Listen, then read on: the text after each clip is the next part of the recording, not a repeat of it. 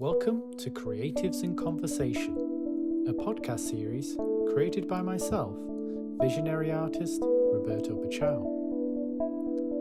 In today's podcast, I'll be speaking with artist Chris Alton.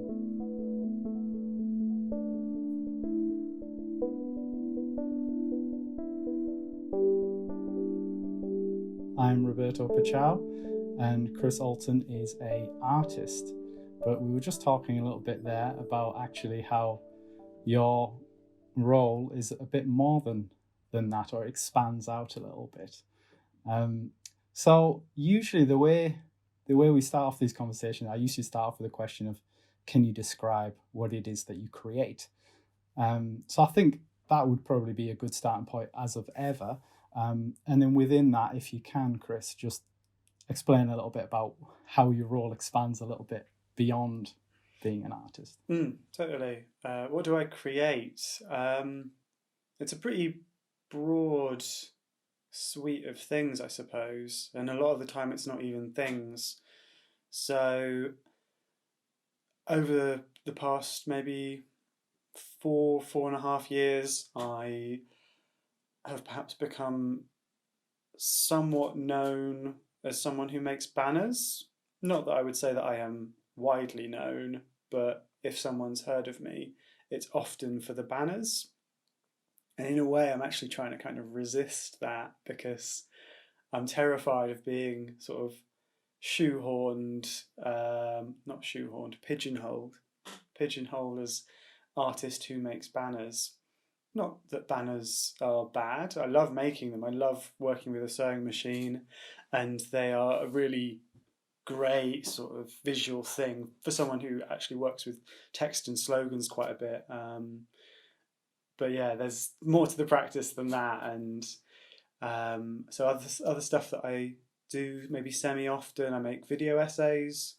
So I made one last year, which was to do with the colonial legacy of the trident, and took that symbol and sort of ran with it through antiquity, Britain's kind of colonial history and colonial propaganda, particularly around the figure of Britannia, and also discussed it in present day, so stuff to do with the Trident nuclear weapons, tax avoidance organisations. So yeah, often quite maybe research-led projects as well. And then another big strand of my practice is, I suppose, what gets called socially engaged practice, or socially engaged art, or participation-led work. And a lot of the time that involves me working with other people, and that might be through workshops or in a more kind of open format way of working. And through our working together, me bringing my skills as an artist, them bringing their skills and interests and concerns, and us working together to produce something. And that might not necessarily be that we make an artwork at the end, or that we make some kind of product of sorts during the process. Sometimes it can end up being way more about the things that we do, the relationships that we form, that kind of stuff. So yeah, when you ask me what it is that I make, it's super, super broad, and I suppose it's often more to do with personal concerns and ways that I want to be engaging with the world, as opposed to being led by particular media. Yeah. Well, that's really interesting, because something that I do often like to ask artists when I speak to them is what are those ideas, what are those concerns that are kind of driving your practice? Because it sounds very much there that you're not necessarily pinned to one particular medium. You don't want to be necessarily pinned to the banners, and that there's so many different strands to your work, and how those things take form. You mentioned a little bit about the trident there. So there's something there about symbolism and how that necessarily relates to political concerns, and then also how these things kind of have a wider reach than just being simple images. They've kind of got ideas behind them that might not necessarily be noticed to the person just glancing at them who doesn't know much about it. So what are those ideas then that are kind of driving those concerns in particular? I think one of the key things is growing up as a Quaker. So I grew up attending Quaker meeting and learning a lot about Quaker history and campaigning and the broader engagement by Quakers in politics and campaigning for change and all the different work that Quakers did to do with justice, and a lot of that relates to anti-war campaigning, anti-nuclear campaigning.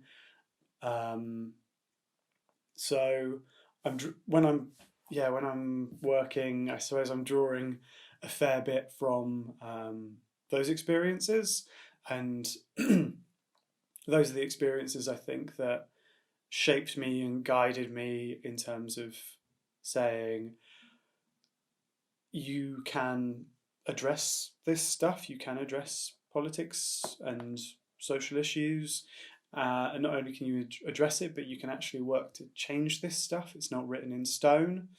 Here are some flesh and blood human beings who have been doing this work all of their lives, and they have helped push the needle in a more progressive direction.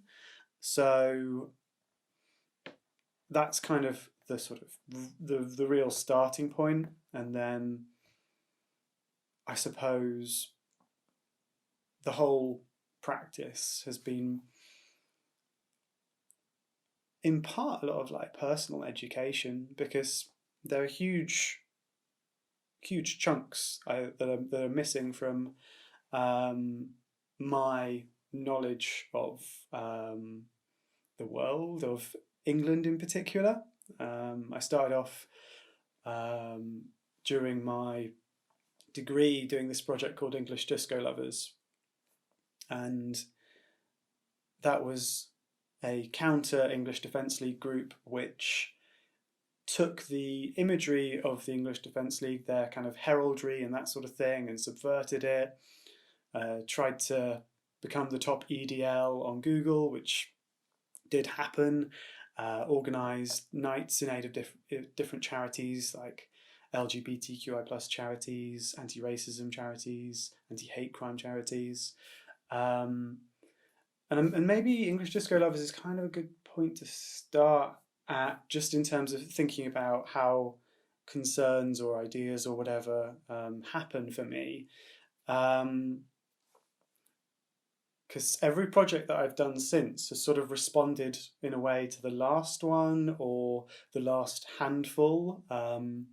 So English Disco Lovers, it's to do with Englishness, fascism, nationalism. It's also to do with the history of disco music, and that being such a joyful,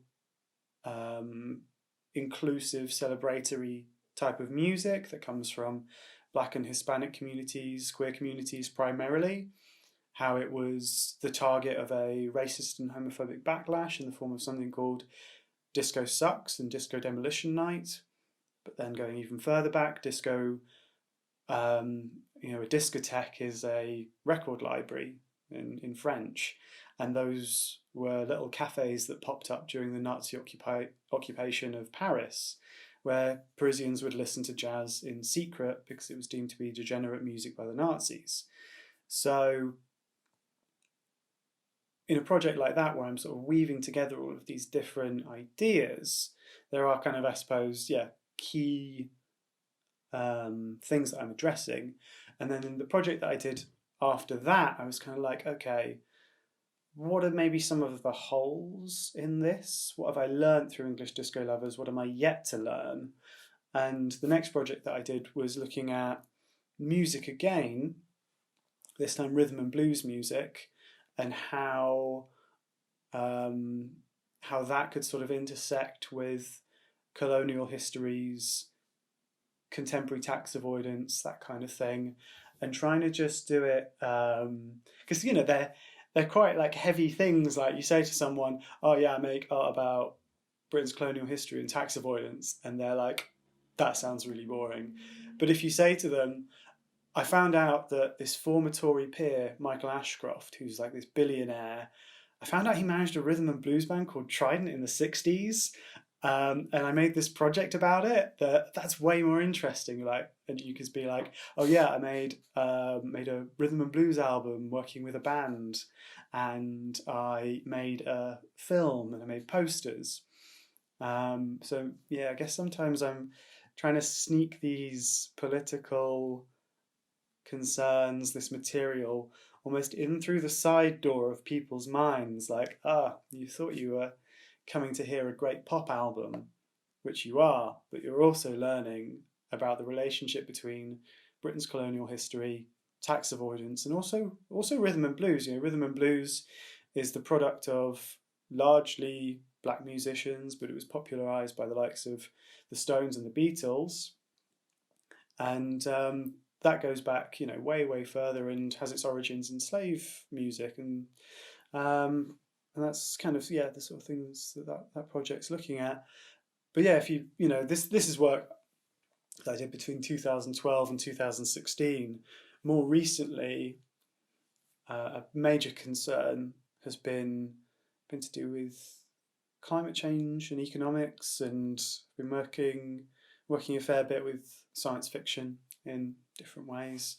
But yeah, it ends up being this like big web, this big maybe Venn diagram where it's all kind of linked up, and a lot of the time it's been about what doesn't necessarily get maybe talked about or seen, and maybe how could things be seen differently. Yeah. You know what I do love about your work, Chris, is that you're kind of playing with the past as well as playing with the present. I feel like you're in a sense with English disco lovers. I must say, actually, before I did meet you in 2017 at the Zabladovich masterclass, I actually did see English disco lovers in a Google search, which I remember seeing it. I was quite amused because obviously the first time I'd heard of EDL, I'd heard of it in the negative context, the English Defence League. But I loved this idea of the counter response to it and what you're doing. In a sense, if I'm to think of it in a particular way, it sounds like you are actively changing history because EDL are going to be in history in some sense, and then your response to it is obviously within that as well. Your response does exist, because I know you were saying about how, I remember you hearing in the past about how you actually did have some demonstrations where people got dressed up in disco clothes and actually, well, I don't know if interact's the right word, but showed up at the same events the EDL was at. Is that correct? Yeah, so we'd regularly join counter demonstrations that were typically organised locally, and we would be part of those and go along with a sound system. People, like you were saying, would dress up in, kind of disco gear, like what you would maybe go out in, lots of sequins, lots of bright colours, that kind of thing. And yeah, they would dance, they would sing, and kind of singing over police lines, different disco hits at the English Defence League. It's pretty surreal at times, and strange to kind of go from a project that I started at uni and began with basically thinking, what would maybe the logo for this group look like? What might some of their goals or values be? And to put those just on Facebook, and for it to kind of snowball a bit. It was a strange experience. A beautiful. I think it's such a beautiful response, a beautiful counteraction, because the image that I get, I guess, when I'm thinking about say anti-fascist movements, sort of meeting with I guess, fascist organizations and seeing them in the street interacting, I get this sense that it can become quite a negative space where it's people shouting at each other. And to kind of bring in English disco, kind of then brings in an element of humor, an element of playfulness, and happiness and inclusivity, because to dance in a group, you kind of start to eliminate that idea of prejudice, because it's about the dance, so it's about enjoying a space together. And I love it, Chris. I love that. I love that piece. Thank you, Roberto. Yeah, it's a strange thing. I think the thing that I learned or found during English Disco Lovers was, whilst I do think that all kind of there's a broad spectrum of anti-fascist action, and fascism does need to be opposed in all ways. It's a dangerous thing that will totally erode the freedoms that we all hold so dear. But what I kind of found with English Disco Lovers was that it opened up a space for people to perhaps engage with anti-fascism in those who hadn't perhaps felt able to before. People who were parents there with younger children, people who were wheelchair users or had hidden disabilities. They felt able to join English Disco Lovers and be there actively kind of opposing the English Defence League. But those are the sorts of people who, unlike Antifa, are maybe less able to put their bodies on the line when it comes to opposing fascism. Fascism is such a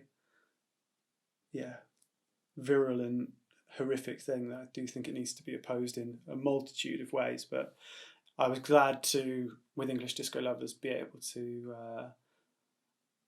make a space that was able to kind of bring those kinds of people in. That's beautiful, because it just adds in that other element of inclusivity, doesn't it? Which is just opposed to what fascism is, isn't it? It's about separating people and such. What was the point I was going to make? That was it. I'm really interested in this idea of you coming from a Quaker background and then sort of bringing in your own artistic practice and then running with those themes, and it feels like each point is connected. It's interesting because I know some artists who will have, I guess, a spiritual element to their practice, but might be quite quick to separate them and not say that that this is where it comes from. What have your experiences been with connecting those things together? Has anything happened as of that? Has anyone said anything, or has anything sort of occurred that I guess would be noteworthy as of that, or people knowing that? I'm not really sure. I think on the whole people have found it quite interesting, and because Quakers maybe don't necessarily have much of a public image. If I say that I'm an artist and I'm a Quaker, people don't actually have a predefined notion of what a Quaker is. They don't have perhaps negative past experiences with Quakers, largely because there aren't that many Quakers, but also hopefully because Quakers on the whole are a welcoming and accepting group of people who are interested in and actively working towards justice and equity and the rights of all people. So I would really hope that one's encounter with a Quaker would be a positive one. I've never been in the situation of declaring myself a Quaker and someone going, "Oh, you're one of those, are you?" or whatever. I can understand why people would want to kind of keep maybe their creative practice and their religion or spiritual practice separate. I definitely didn't really think too much about the relationship for a while. I suppose because one's religious beliefs are often kept more private, typically, I suppose, or at least as a Quaker, we don't tend to shout it from the rooftops or whatever. It's very much a quiet, behind the scenes sort of work that Quakers do. But I suppose when I started to think about it, I did realise very quickly that there is a relationship, a very direct set of links between Quakerism and my practice and me as an individual who's kind of adjacent / autonomous, but also really closely linked to the two things. I guess I don't have any funny anecdotes to tell you or anything like that, but yeah, as I said before, being a Quaker has had a massive impact on my life and therefore my work. So it's nice to be able to talk a little bit about that sometimes, because I think Quakerism's pretty great on the whole. Yeah.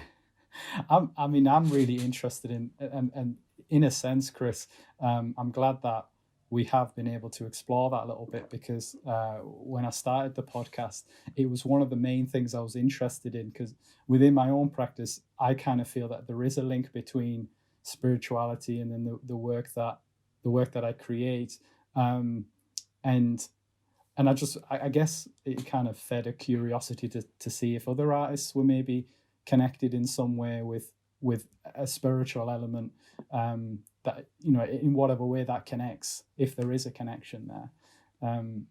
It's really positive to hear that actually there hasn't been any sort of negative experiences with saying that you're a Quaker, or I mean, I guess it's a positive thing anyway, just to be able to express that there is something that you're drawing upon, in a sense, or there's something that's motivating or driving your practice in some way, whatever degree that is. That's beautiful. I think what's worth thinking about is how Quakers, I don't know what the best way to word it is. I guess the image that I've got in my mind is, because I've never been in a Quaker building. I've never seen how Quakers pray or connect with something that greater beyond themselves. But I have had conversations with Quakers, and they've described to me a group of people sat together in a circular shape, in quiet, and with their eyes, some people with their eyes closed, and just kind of not, I wouldn't say waiting was the right word, but kind of being in a state of stillness, and then a conversation coming out naturally through whoever is there at the time, or feels that there's something coming out there. So I don't know if that is accurate, because that's just one person's described that to me. You're more or less on the money. So Quaker worship is typically a group of people sat in a circle in silence, and in a way that, yes, they are actually waiting. The idea is that you are waiting to be compelled to speak. And when someone does speak, it's called ministry. And it's less a conversation, but someone will speak, and then there'll be time in which people sort of reflect on what has been said. And then maybe someone else will say something that is related, but it's not a conversation in that people respond to each other and there's a back and forth.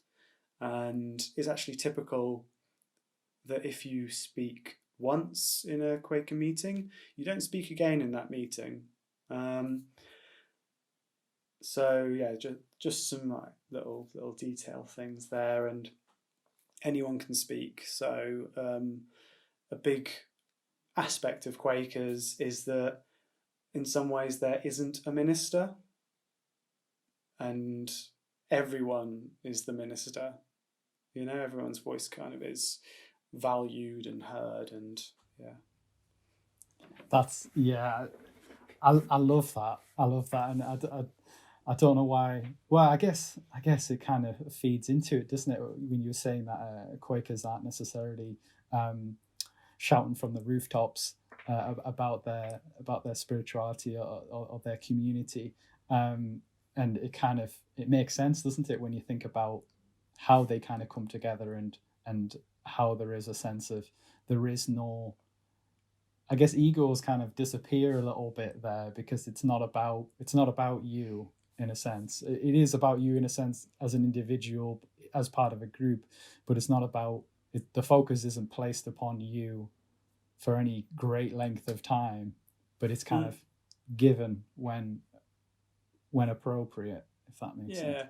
Yeah, like, well, Quakers still have egos, you know. None of us are saints or anything, but so the idea when you speak is that you are kind of meant to be a conduit for the spirit. The spirit is moving in you and compelling you to speak. That's what's sort of said to be happening on a sort of theological level. And it's worth kind of mentioning here that Quakerism is a broad church. You know, it has people who are atheist in it. There are people from Muslim backgrounds, Hindu backgrounds, Buddhist backgrounds, Christian backgrounds, all denominations really. It's primarily a Christian faith because that is what it broke away from around the time of the English Civil War, and it does maintain connections to Christianity more so than other faiths.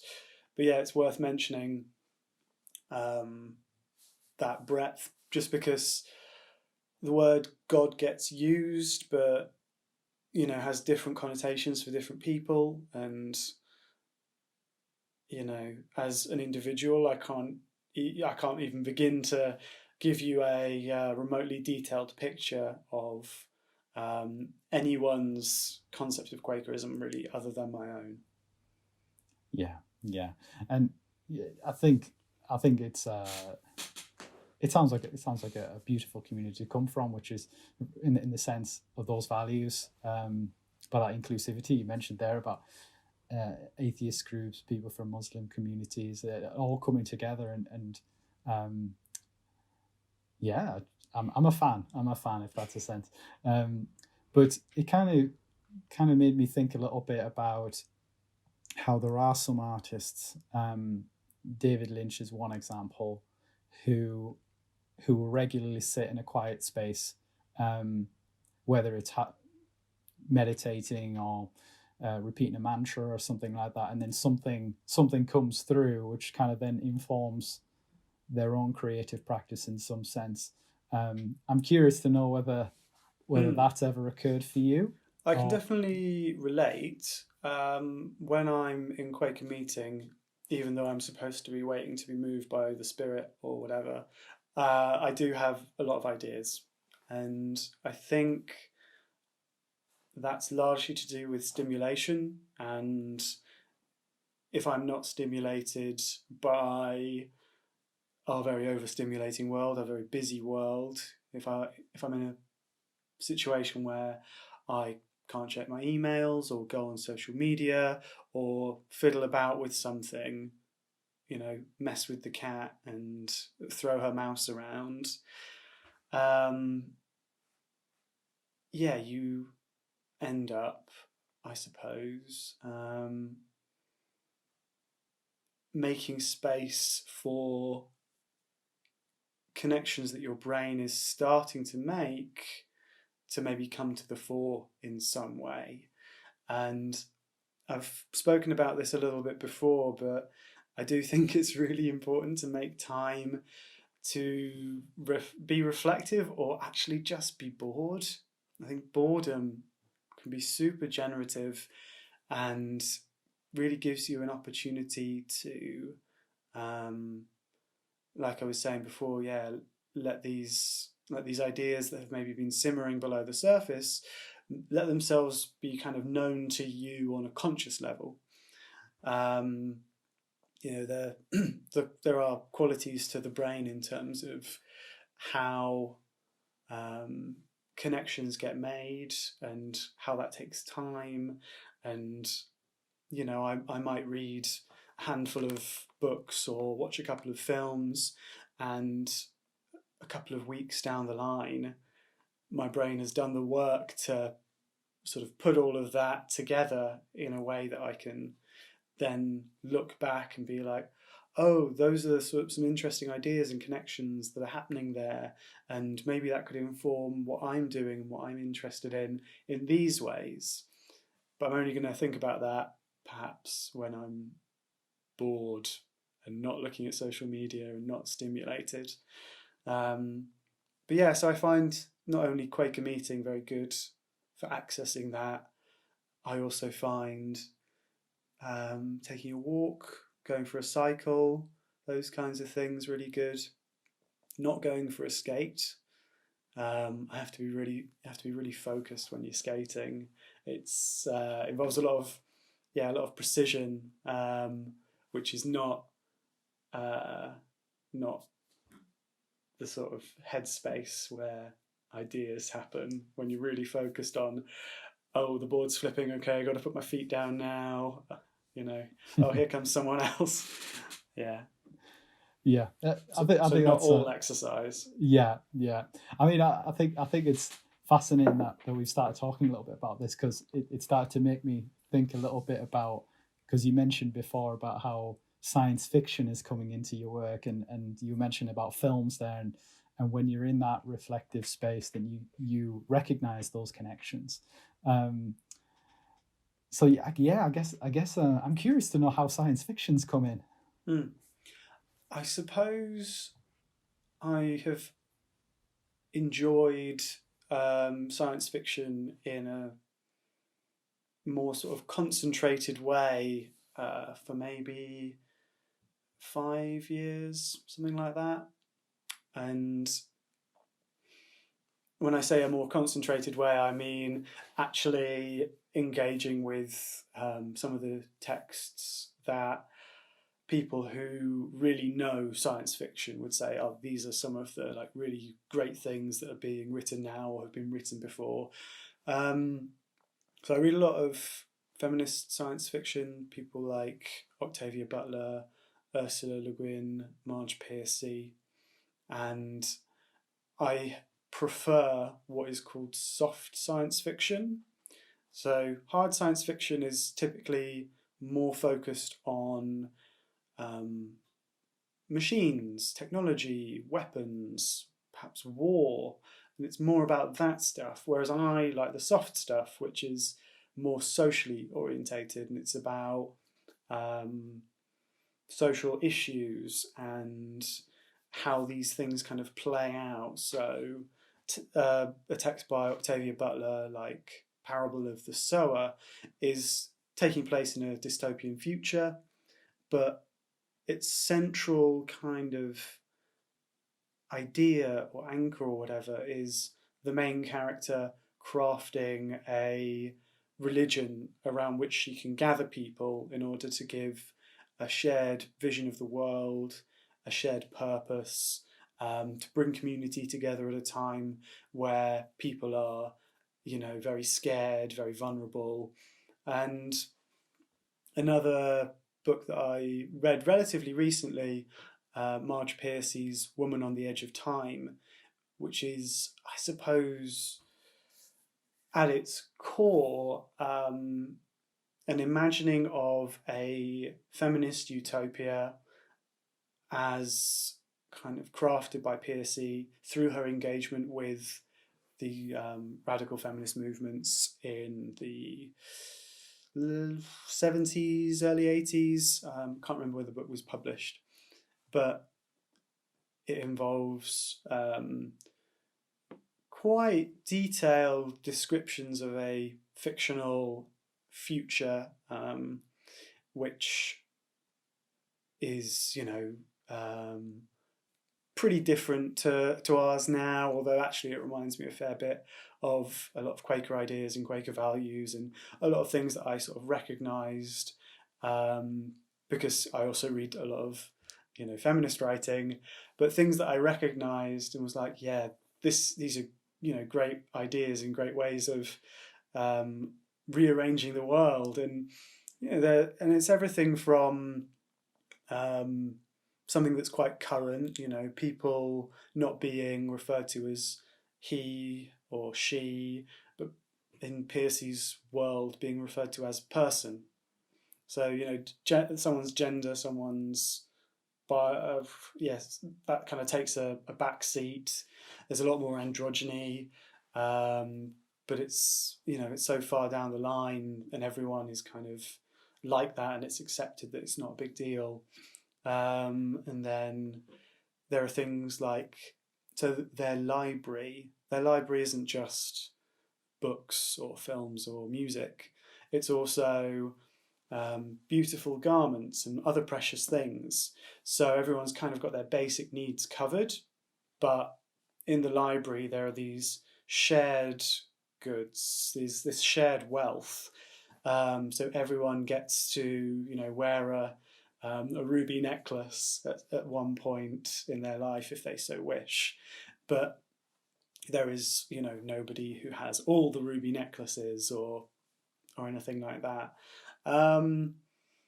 Yeah, it's a really fantastic book, and deals a lot with how people who are considered mentally unwell are treated, and this was written in the 70s, 80s, so it's pretty brutal actually at points. My partner got it for me for my birthday, and I looked at it, I was like, oh great, a feminist science fiction book that's about utopia, and I started reading it, and the first 2 chapters kind of focus on a 1980s present day, although I suppose aspects of it are relatively similar now, and I was kind of reading and I was like, this is horrible. It focuses on a woman who is incredibly poor, incredibly deprived. She's a woman of colour. Her niece is a sex worker with a violent pimp, and I'm reading it. I'm like, oh god, this is really like viscerally horrible, violent stuff. I was expecting something totally different, something utopian. So yeah, my expectations kind of made me recoil a little bit, but obviously I got beyond the first couple of chapters and further in. But I've really diverted just because I love these books so much, and I want to give a good picture of them, so anyone listening will be like, oh, that actually sounds like something I'd enjoy. But with regard to how science fiction has made its way into my work, I suppose it's because as someone like, so Samuel R. Delaney's got this great quote that I'm going to completely paraphrase / butcher, where they say something along the lines of science fiction, it's as much about the future as it is about the present, and it's a way of thinking about the present through the future, and the issues that are explored are very much a kind of relational metaphor kind of thing. And I made a work in 2018 which is a banner, and it says a Hollywood film in which climate change is averted, and that was maybe one of the first works that I made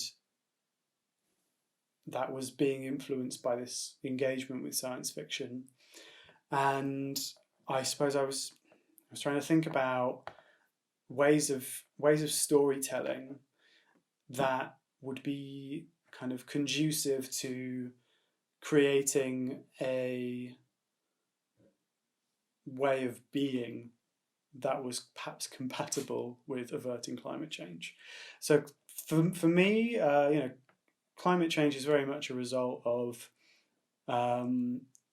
our capitalist society that is all about resource consumption, profit, short-term gains, and those things have caused massive emissions of particularly CO2, which are contributing to the warming of the planet.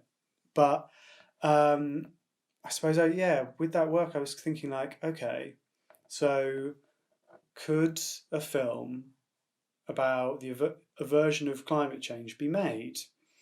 And I was kind of like, well, it's kind of a contradiction, because climate change is going to be addressed slowly. It's going to be addressed by large groups of people working together over many, many years. There isn't going to be a singular hero who's going to do a battle and win, and then climate change will be over. And so many of the real blockbuster films are about heroes. They're about individuals who, in the sort of hero of a thousand faces manner, do that little sort of circuit that I don't quite remember, but it's to do with, hero exists, is kind of called to action, goes and does the action and returns home. But it's a very oft reproduced cycle of storytelling, and I'd recommend that people look it up if they're interested. But is it Campbell's Equilibrium, something like that? I've heard it called The Hero of a Thousand Faces. Right. That's the name of the book, I think. But yeah, there's this very common thing in our cinemascape, which is about heroes and battles, and I just felt like it was really incompatible with like telling the story of the aversion of climate change. However, we need to be able to tell that story, and so that's kind of what the banner was about. It was this about this need for stories, and the need for the story to be communicated in a kind of mass way that's going to come to people en masse, but how the mouthpiece Hollywood cannot it can't speak those words. So that was kind of the first engagement with that idea, or like that influence of science fiction. That's really interesting, because it was making me, as you were talking there about the banner, the Hollywood banner there, making me think about the importance of narrative for people anyway, and especially what seems to be a monumental issue of climate change, which when people discuss it, you get the sense that there is an overwhelming pessimism about how things are going to turn out, a feeling that people of power aren't going to face up to the issue because there's other interests there. But I really like this idea of a banner which just plants a seed, because that very much does, isn't it? Is it Hollywood, a film? Describe it to me again. What was the title of it? A Hollywood film in which climate change is averted. Yeah. So instantly we're thinking about what could that film look like?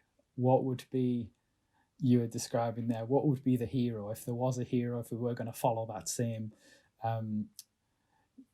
mapping out of a story that we're often seeing in Hollywood? What would that look like if that, or do we have to abandon that whole idea of a singular hero? But that's really amazing, because it just kind of gets you thinking a little bit about what that story could be, and what story would be powerful enough to grip people's imagination and provide that motivation to create that as a reality. Because before September 9/11 happened, September 11th, 2001, there was a lot of films, and I know one of them was Godzilla, which depicts a giant monster-looking thing going through New York City, destroying almost every single building, every recognizable building in New York City.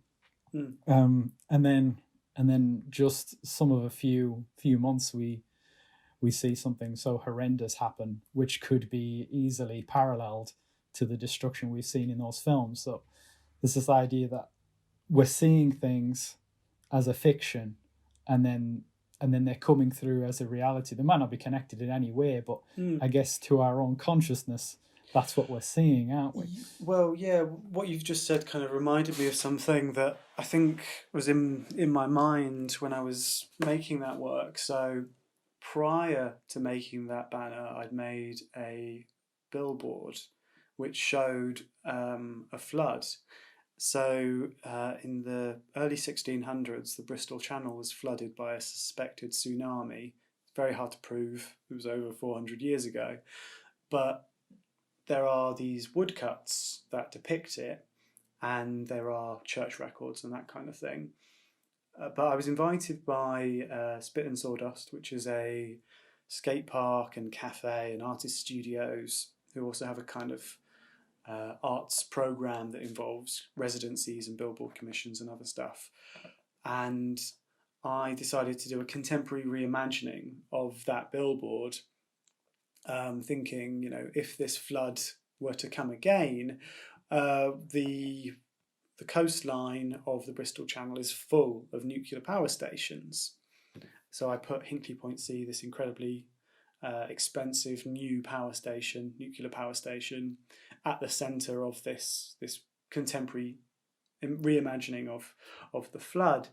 And I suppose in a way I was thinking about that work, and as I was saying before, every project or work that I make is kind of responding to what I did before.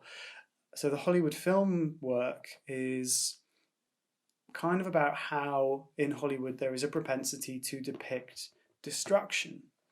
There are so many Hollywood films that depict climate change, but they depict the enormous waves, the snowstorms, the destruction, and it's almost as if through kind of imbibing those images, climate change kind of becomes like preordained in a way. It is kind of framed as this like inevitable thing that we have no power to stop. So yeah, I guess when I was making that banner, I was thinking like, okay, how would that messaging be like turned on its head? But yeah, to go back to the Hollywood, not the Hollywood film one, the flood billboard. That was probably actually the first sci-fi influenced one, because I'd been reading loads of J.G. Ballard. That was kind of one of the early entry points into sci-fi for me. Ballard, his Drowned World in particular. Okay. I'm just wondering, just because we're kind of coming towards an hour now. I have a question which I've asked the past few people I've spoken to, which I think would be quite an interesting question for yourself as well. And it's just basically, if there was one thing that you could change about the world, what would it be? Mate. One thing that I could change about the world. Are we talking like a change going forwards from this point in time? Or does my ability... Yeah, because I was trying like, is my ability to change the world, can I like go back in time and have influence on the present from, I don't know, a decade ago or 100 years ago or whatever. I think for the sake of simplicity, I'm going to go for if I could make a change in this moment right now. Because like if I feel like I'm opening up Pandora's box to give myself the ability of time travel at the same time. Oh mate, I really don't know. That's a huge question. I think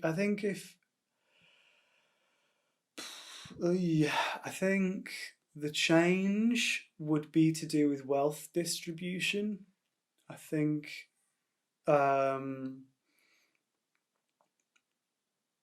think global wealth inequality is perhaps one of the major things, and I would hope that from the change that I make, it would sort of like precipitate down, and I don't know, maybe so I'm trying to come up with something that's like gonna solve things like wealth inequality and climate change, but also like capitalism and patriarchy and misogyny, and come up with something that's gonna, stop black trans people from getting attacked in the streets. And I feel like, in a way, if I were to change something material, like if I were to say I would, give every government, every country on earth a socialist, progressive left-wing government, I don't feel that it would necessarily stick. And again, this is something that I've been trying to think about through my work.